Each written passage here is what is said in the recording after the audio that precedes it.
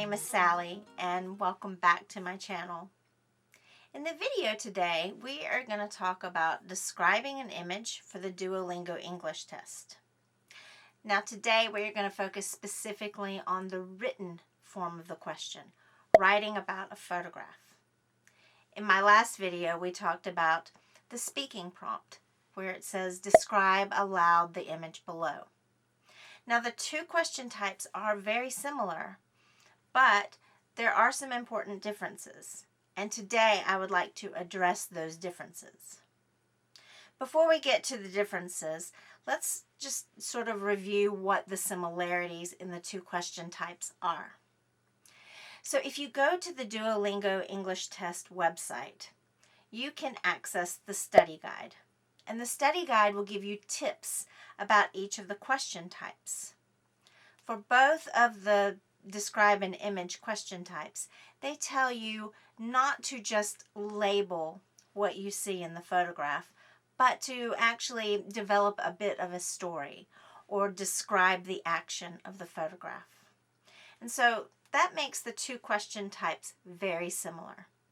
The big difference is the time limit.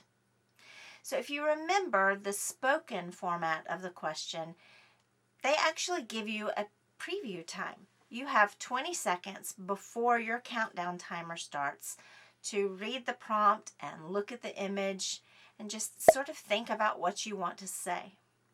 Then your countdown timer starts and you have a full minute and 30 seconds that you can talk about this image. For the writing prompt, however, you have 1 minute total. That means the image appears on the screen with the prompt at the same time that the countdown timer starts. So you have 1 minute to start typing and describe the image in the written form. I think this is a bit difficult because, well, for me, I tend to type a bit slower than I speak. And so that makes the time sort of shrink away. But also, if I'm doing a written response, I want to go back and look at my answer and make sure that I didn't make mistakes in grammar or punctuation or spelling, this kind of thing. So you really need to leave a little bit of time at the end to review. And so there we have a problem where when you're speaking, you have a lot more time to describe this story. And so the way I approach the written question type is I try to think about what's the most important thing to say, and I try to make my answer a bit more concise. And so what I'm going to do today is I'm going to show you the same images that we used in the last video, and we're going to see exactly what the difference is between speaking about an image and writing about an image, because my written response is a lot shorter than my spoken response. I thought by looking at the same images you could get a very clear picture. That said, if you have not yet watched that video, you might want to go check that video out and then come back to this one. Or I guess you can watch it after this one, but it really works to have the two videos together. Alright, let's take a look at the pictures and my answers and see what I got. Now, I did not give you time in this video to type your own answers, but if you'd like time, you can just pause the video on each image and allow yourself 1 minute to type your response. Alright, let's take a look at the images.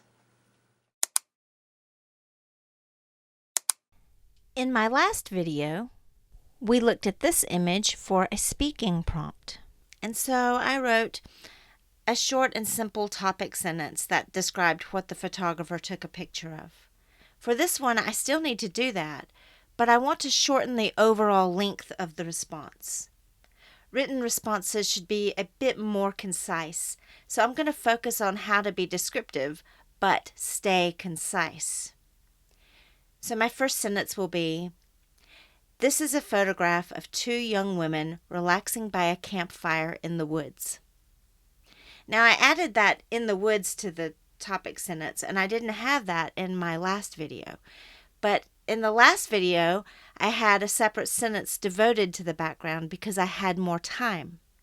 In this response, I want to focus my efforts on the main subject of this photo.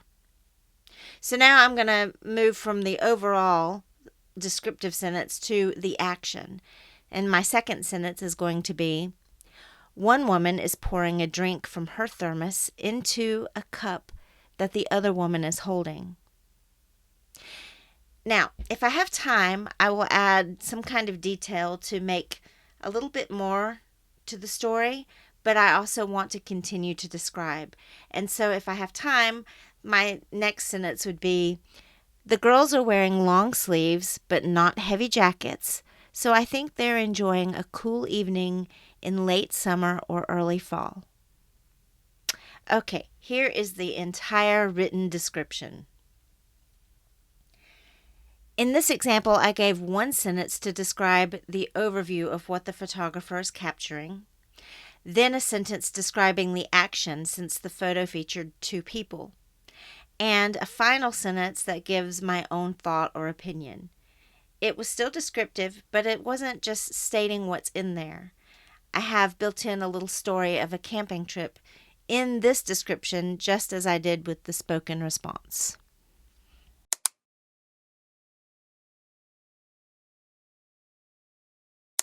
All right, let's take a look at the next photo.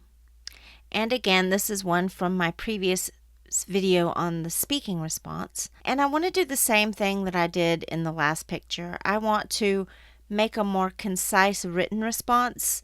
And so I'm going to start with my first sentence. This is a picture of two young boys bouncing on a backyard trampoline. So I included a little bit about the background in my introduction sentence. Now, you don't have to do that. You can do it a different way, but this seems to be the way that I'm going at the moment.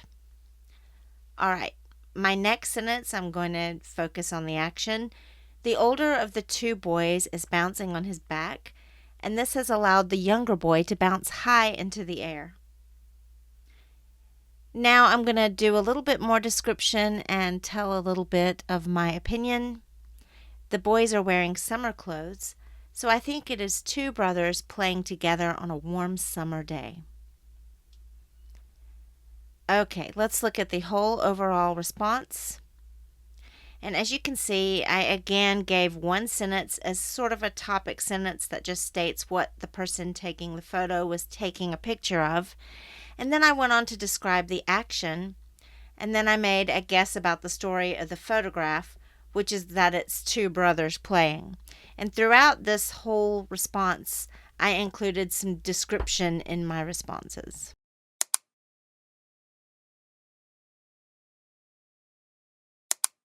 All right, let's look at the last photo. In the speaking video, I made up a story of these two as if they were just engaged. And I still feel the same about this photo, but I don't have the same amount of time to describe it as detailed. And so, focusing on concise language, here's what I came up with. In this photograph, we can see a young man holding a young woman with her knees bent in the air as they kiss. They are in a park, but her dress and his slacks suggest they are on a date. This happy couple appears to be celebrating good news. Perhaps they are celebrating a marriage proposal. Okay, my first sentence still describes what the photographer took a picture of, but instead of generalizing that it's a happy couple, I decided to focus on the action first. You don't always have to stick to the same templates, and in fact, it is better if you do change things a little bit sometimes. After I described the action, I went into their clothes because I think the clothes help to tell the story. If they were wearing sporty clothes, I might have changed my story. So in this image, it's the pose and the clothes that lead to my conclusion of a marriage proposal. All right, I hope you found this video helpful. If you have any questions, you can leave them in the comments. But I thank you very much for watching, and I look forward to seeing you in the next video. Bye.